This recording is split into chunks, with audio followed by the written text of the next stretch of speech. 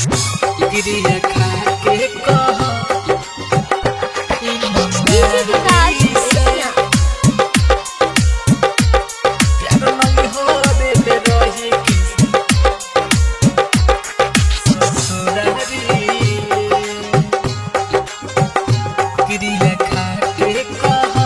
ईमानदारी से तोहरा गाँवे आइब तो बोलैबू कि ना हमके एक लोटा पानी पियबू कि ना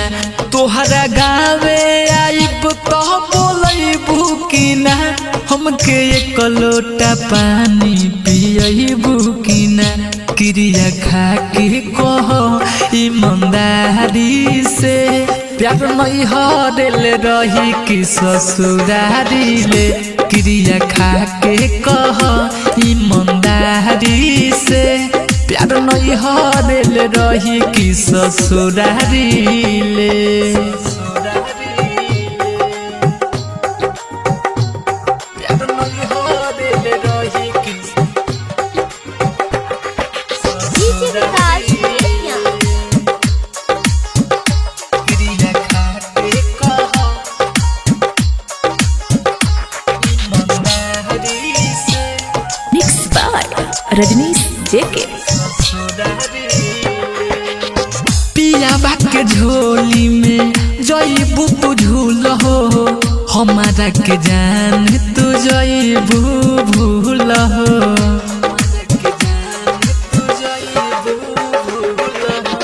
पिया के झोली में जईबू तू झूल हो हमारा के जान तू जईबू भूल हो क्रिया खा के कह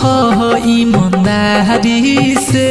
प्यार नहीं हरल रही कि ससुरारी ले क्रिया खा के कह ईमानदारी से प्यार नहीं हरल रही कि ससुरारी ले डीजे विकास सिया प्यार नहीं हरल रही कि ससुरारी क्रिया खा के कह ईमानदारी से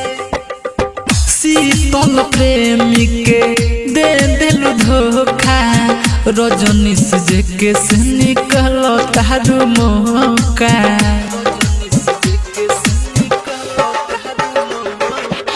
शीतल प्रेमी के दे दिल धोखा रजनीश जेके से निकाल तारू मौका क्रिया खा के कह ईमानदारी से प्यार नहीं हरल रही कि ससुरारी ले क्रिया खा के कह ईमानदारी से प्यार नहीं हरल रही कि ससुरारी